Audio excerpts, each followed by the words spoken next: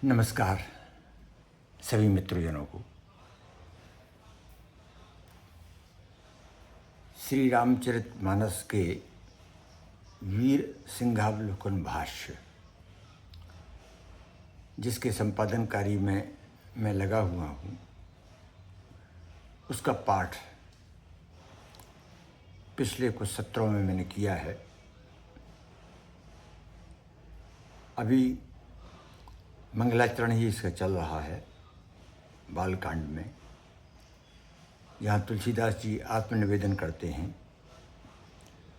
एक बार और इसके संबंध में मैं दोहरा दूँ यह कि श्री लोकनाथ द्विवेदी सलाहकारी ने साहित्याचार्य वीर सिंह द्वितीय ओरछाधीश के साहित्याचार्य के रूप में इस कार्य को संपन्न किया था।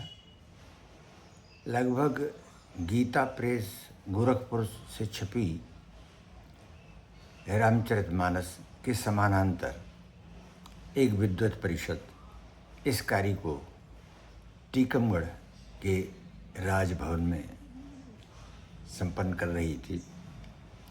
उसकी पांडुलिपि मुझे प्राप्त हुई। उसके आधार पर इसे प्रकाशन योग्य बनाते हुए मैं संपादन के कार्य में लगा हूँ।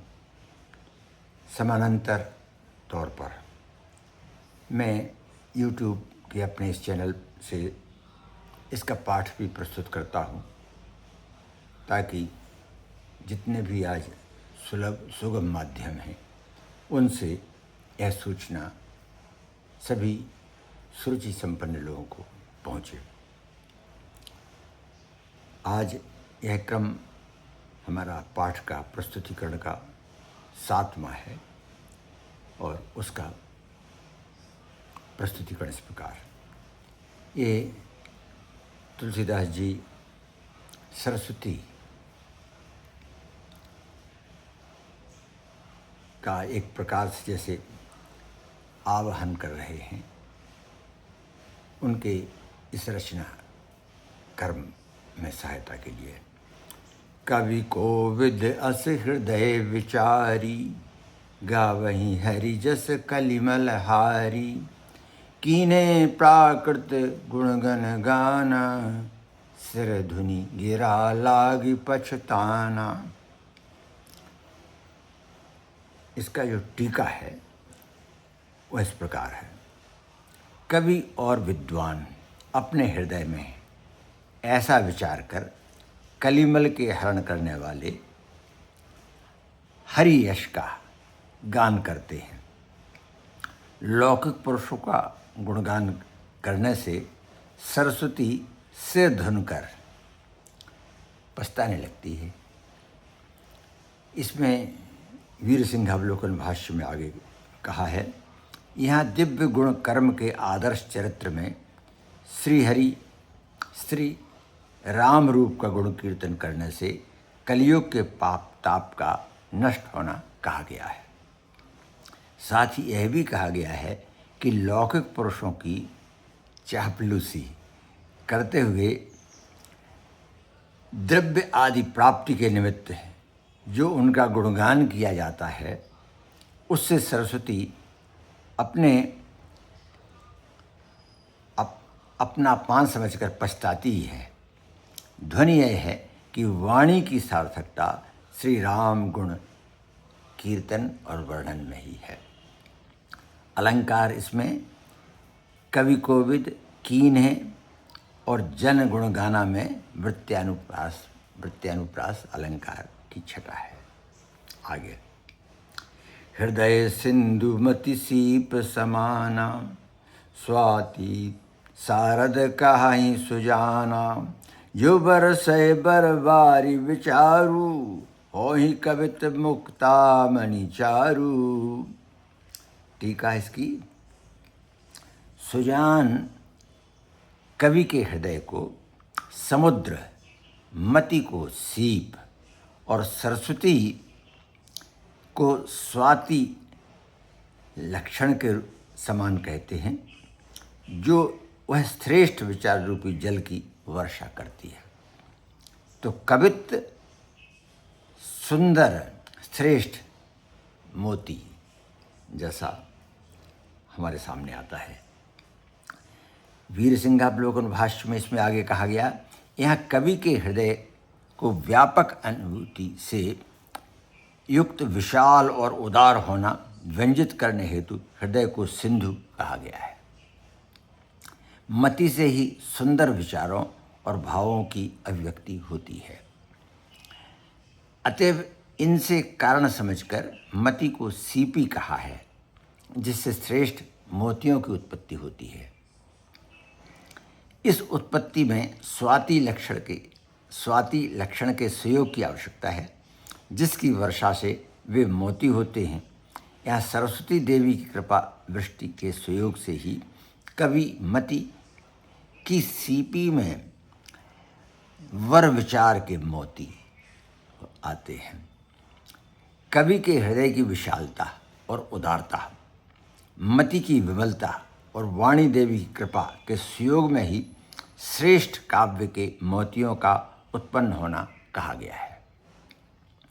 इसमें विश्व कवि के स्वानुभव से काव्य मार्ग का गहन और सूक्ष्म परिचय दिया गया है और काव्य हेतु को दर्शित किया गया है। अलंकार जो है इसमें, इस चौपाई में मति सीप समाना में लुप्तोपमा अलंकार है, जिसमें धर्म लुप्त है।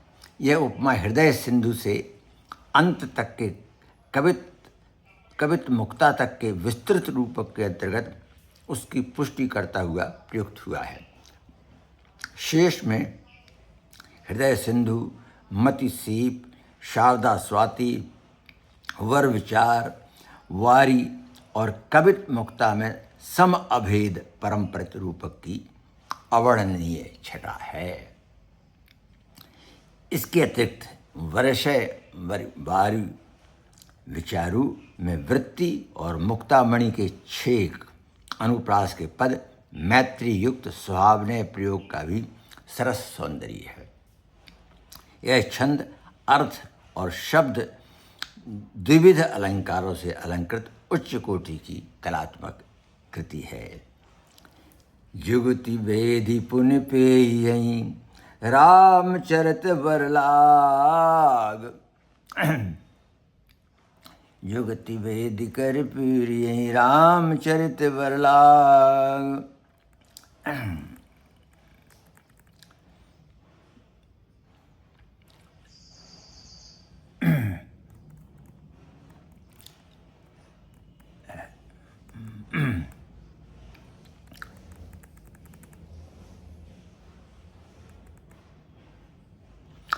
परिहर पहिरहीं सज्जन विमल उर सेवा अति अनुराग। टीका इसकी है, उन कवित्व के कमनीय मोतियों को युक्ति से वेद कर फिर रामचरित्र के श्रेष्ठ धागे में पिरोकर सज्जन लोग अपने हृदय में अत्यंत प्रेम से धारण करते हैं और शोभा पाते हैं। आगे ऐसे वीरसिंहावलोकन भाष्य में बात आती है। यहाँ पिछले छंद से संबद्ध कथन है। कवित्व मुक्ता की प्राप्ति हो चुकने पर उन्हें फिर प्रयत्नपूर्वक युक्ति के बस में वेद कर रामचरित्र के श्रेष्ठ धागे में पिरोना कहा गया है। यहाँ प्रसंगानुसार स्थापना ही पिरोना है। इस प्रकार की माला में कमनीय कवित्व पूर्ण श्रेष्ठ छंदों के मोतियों को रामचरित्र के वर तागे में पिरोना कहा गया है, जिसमें संपूर्ण रचना रामचरित्र से गुथी हुई रहे। गीता में भी परमात्मा की प्राप्ति के विषय में इसी प्रकार से तागे और मणि का उल्लेख किया गया है। मयि सर्वमिदं प्रोतम सूत्रे मणिगणा इव। विश्व कवि ने इसमें अपनी रचना प्रणाली का संकेत दिया है। इससे विदित होता है कि वे प्रसंग के अनुकूल छंदों की रचना करने के पीछे और उन्हें प्रसंगानुसार अपने प्रबंध काव्य में परोते थे। इसी से कवित्व एक कमनीय अगणित छंदों हम मानस की प्रबंध काव्य की शैली में पाते हैं, जो मुक्तक शैली में भी दुर्लभ है। अलंकार, इसमें वही पिछले छंद का सम अभेद परंपरित रूपक चल रहा है। युक्ति का वर्मा है जिससे वेधने की क्रिया होती है। वाह। रामचरित का तागा है जिसमें कवित्व के मुक्ताओं को परोया गया है। सज्जन हृदय पर इस माला को धारण कर सुशोभित होते हैं। इसके अतिरिक्त पुनि पोयही और अति अनुराग में छेकानुप्रास भी है। भाषा, इसकी भाषा में चमत्कार यह है कि यह व्यंग्य प्रधान अर्थ वाली है। सज्जन लोग अपने विमल ओर में पहरें तभी उक्त रचना रूपणी माला की शोभा है। यह व्यंग्यार्थ वाच्यार्थ के तुल्य होने से यहाँ काव्यार्थ की दृष्टि से तुल्य प्रधान गुणीभूत व्यंग है।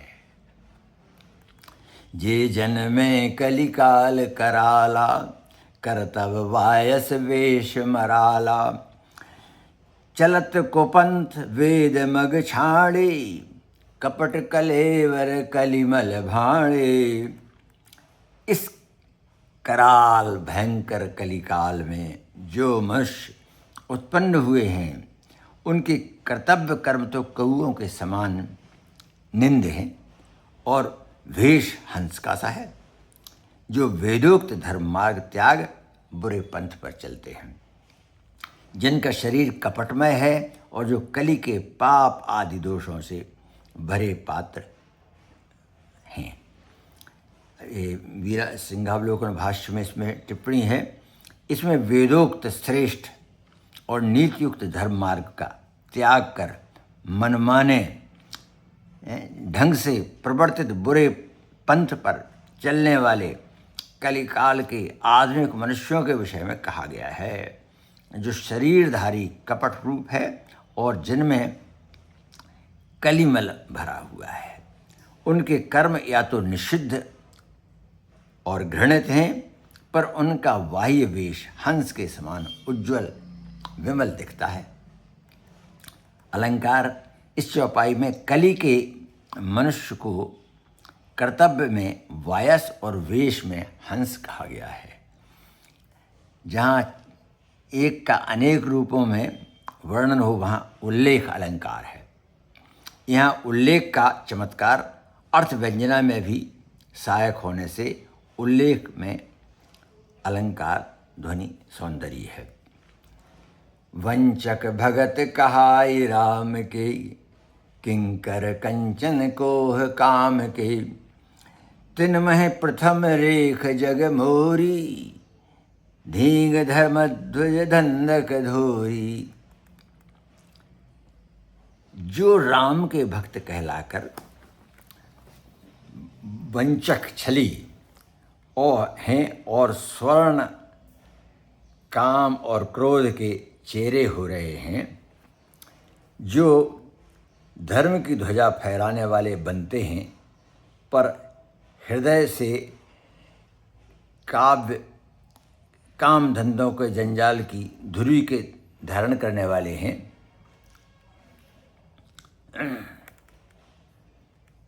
ऐसों में प्रथम गणना मेरी है। इसमें जो भाष्य है वो इस प्रकार से है। यहाँ वंचक राम भक्तों में जो कपटावरण से संसार को धोखा देते हैं और जो ऊपर से धर्म के ठेकेदार बनते हैं पर काम कंचन और कामनी के पास होते हैं, तुलसीदास जी अपनी गणना प्रथम करके अपना कार्मण्य प्रकट कर रहे हैं, कर्तृत्व प्रकट कर रहे हैं, जो भक्ति में भक्त को भगवान की महत्ता और अपनी लघुता पर होता है। अलंकार है इसमें किंकर कंचन कोह काम के और धींग धर्मध्वज धंधक धोरी में वृत्त्यानुप्रास का कौशल और प्रयोग सुंदर है। जो अपने अवगुण सब कहूँ, बाढ़े कथा पार नहीं लहू। ताते मैं अति अलप बखाने, थोरे मैं जान हहीं सयाने। यदि मैं अपने सभी अवगुण कहने लगूं तो कथा बढ़ेगी और पार न पाऊंगा। इसी से मैं अत्यंत संक्षेप में वर्णन कर रहा हूँ, प्रवीण जन थोड़े ही में समझ लेंगे। भाष्य में कहा गया है, यहाँ विश्व कवि अपने अवगुणों की संक्षिप्त चर्चा करके कहते हैं कि यदि मैं अपने सभी अवगुणों को कहने बैठूं तो कथा का विस्तार बढ़ेगा, क्योंकि मेरे अवगुण ही इतने हैं कि पार न पाऊंगा।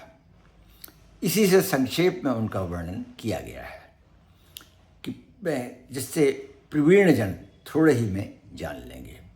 यहाँ भी भक्ति के कारण भक्त अपने को भगवान के सन्मुख अवगुणपूर्ण और मलिन समझता हुआ अपने दोषों को अत्यधिक बढ़ा चढ़ाकर कह रहा है। अलंकार है इसमें, अपने अवगुण अति अलप आदि में 6 का अनुप्रास है। थोरे में जाने हैं सयाने में लोकोक्ति की छटा यहाँ सर्वोपरि है, जिसकी गंभीर अभिव्यंजना अर्थ में शक्ति भर रही है। समुझि विविध विधि विनती मोरी, को न कथा सुनी होए खोरी। देहि खोरी एत ऊपर करहहीं जे शंका, मोहिते अधिक ते जड़ मति रंका। मेरी विविध भांति की विनय को सुनकर कोई सज्जन कथा सुने तो मुझे दोष न देंगे। इतने पर भी जो शंका करेंगे वे मति के दरिद्रों की अपेक्षा मुझसे अधिक जड़ हैं। भाष्य में विनय में अपनी ओर से अनेक प्रकार का समाधान मानस की रचना को प्रस्तुत करते समय पहले ही किया गया है, और विश्व कवि को यह विश्वास है कि कोई भी व्यक्ति उन्हें रोक न देगा। इतने पर भी जो व्यक्ति इस रचना के विषय में शंका करेंगे वे मुझसे भी अधिक दरिद्र मति के और जड़ ही होंगे। इससे ध्वनित होता है कि विश्व कवि की इस रचना में जो कुछ भी है सब निस्संशय है। उनकी यह कृति शंका से परे है। कवि न होऊं नहीं चतुर कहाऊं, मति अनुरूप राम गुण गाऊं। कह रघुपति के चरित अपारा, कह मति मोर निरत संसारा। मैं ना तो कवि हूँ और न प्रवीण कहने वाला ही कहलाता हूँ। मैं तो अपनी मति के अनुरूप अपनी बुद्धि के अनुसार राम गुण गाता हूँ। कहाँ श्री राम के अपार चरित्र और कहाँ सांसारिक विषय वासना में आसक्ति लगी हुई मेरी मति। और भाष्य में विश्व कवि यहाँ अपना सेवा भाव प्रकट करते हुए अपनी छोटी सी शक्ति और अपार रामचरित की ओर इंगित करते हुए कहते हैं कि कहाँ योगियों को भी अगम रामचरित्र और कहाँ संसार के भोगों में लिप्त मेरी लघुमति। कितनी बड़ी विषमता है। अलंकार इसमें विषमालंकार का चमत्कार है, जो कार्य और कारण की विषमता में परिलक्षित हो रहा है। जहि मारुत गिरिमेरु उड़ाही, कहो तूल कहीं लेखे माही। समझुत अमित राम प्रभुताई, करत कथा मन अति कदराई। जिस प्रबल आंधी में मेरु सदृश विशाल पर्वत उड़ रहे हों, उसके सन्मुख भला रुई की गिनती ही क्या। श्री राम की असीम प्रभुता को समझकर मानस की स्थायी रचना में मेरा मन अत्यंत कातर होता है, संकुचित होता है। भाष्य में जिस आंधी की प्रबलता में मेरु उड़ते हों, वहाँ तूल की क्या गिनती। कहने से यहाँ बड़े बड़े समर्थ ऐसे व्यक्तियों का बोध होता है जिनने तुलसीदास जी के पूर्व रामचरित वर्णन का प्रयत्न किया था। उनमें बड़े विशाल भी थे। उस प्रभंजन के सामने रुई ठहरी कैसी सकती है। इसमें उन महानुभावों को मेरुगिरी कहकर फिर अपने आप को रुई कहा है। गुरुत्व और लघुत्व से तात्पर्य है कि जहाँ बड़े बड़े समर्थ थककर बैठ गए वहाँ मेरे जैसे हल्के की क्या गिनती। वह तो फूकते ही उड़ जाती है। राम का ऐश्वर्य अनंत है, अमर्याद है। उसको ज्ञात दृष्टि से समझकर भी मैं राम कथा वर्णन करने बैठा हूँ, परंतु इसके वर्णन करने में निर्बलता का अनुभव कर कादरता घेरती है। वर्ण विषय अगोचर और अपार रामत्व है, जिसे सरलता से कहना है। यहाँ जहीं मारुत गिरि मेरु उड़ाही, कहो तूल कहीं लेखे माही कहा गया है, जो अप्रस्तुत है, यह विशेष उदाहरण देकर प्रस्तुत बात यह सूचित की गई है। बड़े बड़े विद्या दिग्गजों ने जो मेरु के समान गुरुत्व संपन्न थे, रामचरित्र वर्णन में अपनी असमर्थता प्रकट की है, तब तुलसीदास जी क्या गिनती, जो इस ज्ञान तौल में रुई से करते हैं, जो हल्की है और थोड़ी बयान में उड़ने लगती है। प्रस्तुत प्रशंसा में यहाँ विशेष निबंधना है, क्योंकि विशेष अप्रस्तुत के ब्याज से सामान्य प्रस्तुत का कथन है। साथ ही मारुत मेरु कहीं करत कथा आदि में अनुप्रास भी है, जो छंद की वर्ण ध्वनि में सहायक है। सारद शेष महेश विधि सागम निगम पुराण, नेति नेति कह जासु गुण करे निरंतर गान। सरस्वती, शेष, शिव, ब्रह्मा, शास्त्र, वेद और पुराण नेति नेति कहकर जिसके गुणों का निरंतर गान करते हों। जब अपार गुणों का वर्णन दुस्तर महासागर सा जान पड़ता है, तब कहे और लिखे में उस असीम की सीमा बांधना हो, यह कैसे संभव है। अतएव सभी ने अपार है कहा है। यद्यपि शिव, ब्रह्मा और शेष शारदा पार नहीं पाते, तो भी ये गुणगान करते ही रहते हैं। यहाँ ध्वनि से वर्ण की व्याख्या और महिमा का बोध कराया गया है, और साथ ही वर्णन करने के योग्य गेय भी उसे ही दर्शित किया गया है। अलंकार में यहाँ अधिक अलंकार है, क्योंकि वर्ण रामचरित के आधार को अधिक कहा गया है, जिसके माप करने में शारदा, महेश सभी नेति नेति कहकर रह जाते हैं। विशेष इसमें महेश विधि के साथ विष्णु नहीं है, कदाचित श्री राम स्वयं विष्णु हैं। इससे ऐसे स्थान पर उन्हें नहीं रखा।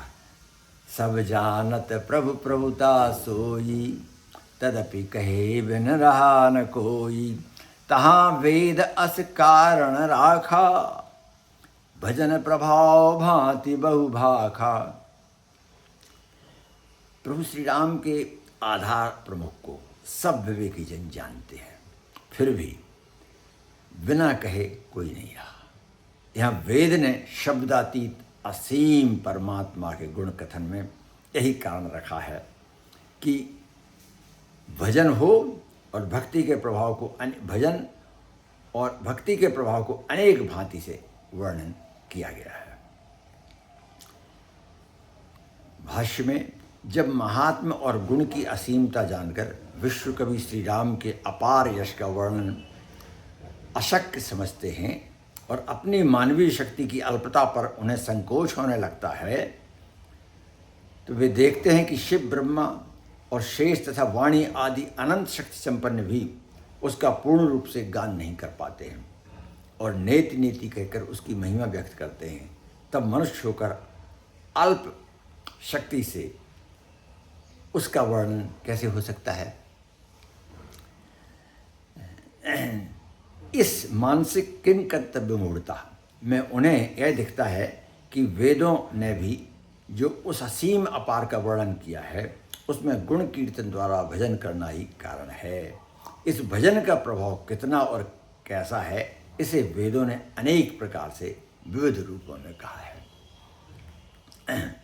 अलंकार यहाँ प्रभु प्रभुता में यमक और भजन भांति भाषा में वृत्यानुप्रास। एक अनेह अरूप अनामा अज सच्चिदानंद परधामा व्यापक विश्वरूप भगवाना तहीं धरि देह चरित कृतनाना। वह एक कामना रहित, रूपहीन, नामहीन, अजन्मा, अनादि, सच्चिदानंद, परम धाम, व्यापक, विराट, विश्वरूप भगवान परमात्मा है। उनके देह पर अनेक भांति के चरित्र किए हैं। उन्होंने देह धारण कर अनेक भांति के चरित्र किए हैं। इसमें भाष्य में कहा गया है, यहाँ प्रथम वेदों ने परमात्मा की जिस अव्यक्त अगोचर निर्गुण निराकार रूप वर्णन किया है उसे उक्त अनीह आदि के रूप में कहा है और फिर उसके अवतार लेकर लीला करने का उल्लेख किया है। वह एक है, उसे एक में अनेक की विपुलता का आभास हो रहा है। एकम सद्विप्रा बहुधा वदन्ति, ऋग्वेद की घोषणा है। वह अनीह है, उसको कोई कामना या वासना नहीं है। वह अप्रकाश है, वह अप्रकाम है, उसका कोई एक विशेष रूप नहीं है। करोड़ों रूपों में वही अरूप व्याप्त है, अतः वह निराकार है, उसका कोई नाम नहीं है। इसी हजारों नामों से उस एक को पुकारा जाता है। सबका परम कल्याण होने से वह अनादि और अजन्मा है। सत चित और आह्लादनी क्रियावृत्ति जिससे प्रवृत्त होता है, आनंद का वह स्वयं अधिष्ठान है। इसी से वह सच्चिदानंद कहा जाता है। सब जड़ चेतन सचराचर का आश्रय स्थान या आधार होने से वह परमधाम है। वह सर्वव्यापी है और उसके विराट रूप में सब विश्व स्थित होने से वह विश्व रूप है। ऐसे षट ऐश्वर्य संपन्न उस परमात्मा ने अपनी इच्छा से शरीर धारण कर अवतार लेकर अनेक चरित्र किए हैं। अलंकार, इसमें देह आधार परमात्मा की व्याख्या की व्यापकता का प्रकर्ष कहा गया है, अतएव इसमें अधिक अलंकार की ध्वनि है। सो केवल भक्तन हित लागी परम कृपाल प्रत अनुरागी। जहीं जब पर ममता हो जहीं करुणा कर कीन न कोहू। वह अवतार लेना केवल अपने भक्तों के हित के लिए है, क्योंकि वह परम कृपालु शरणागत प्रेमी अनुरागी है। उसे अपने सेवक भक्त पर बड़ा ममत्व छोए होता है। वह जिस पर करुणा करता है उस पर फिर कभी क्रोध नहीं करता।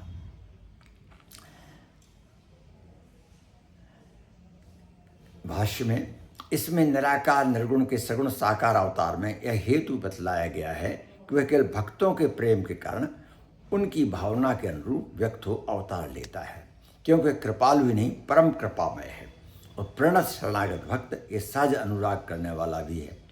अकाम होते हुए भी उसे भक्तों पर ममत्व और मोह होता है। भक्तों पर तो वह ऐसा दयालु रहता है कि जब एक बार किसी पर करुणामयी कृपा कर देता है तब फिर उसकी भूल पर भी फिर क्रोध नहीं करता है, उससे रुष्ट नहीं होता है। यही ममता की अतिशयता व्यंजित की है, जिसकी झलक हम माता के शिशु प्रश्न में देखते हैं। वात्सल्य की चरम सीमा प्रभु के अपने जन्म में होती है। अलंकार, इस छंद में परम प्रणत जहीं जब सुकरुणा की न कोहू छंद में वृत्ति के अनुप्रास की वर्णध्वनि छंद की गति को सरसता प्रदान करती है। यहाँ स्वाहो क्रिया अलंकार है, क्योंकि यहाँ परमात्मा के योग धर्म का कथन किया जाता, जो उनमें स्वभाव ही से सिद्ध रहते हैं। इस विनय प्रकरण के अंतर्गत देवरति वाला संचारी भाव यहाँ पूर्ण रूप से प्रतिष्ठित है। आज यहीं इसको विराम देते हैं। सभी को बहुत बहुत धन्यवाद।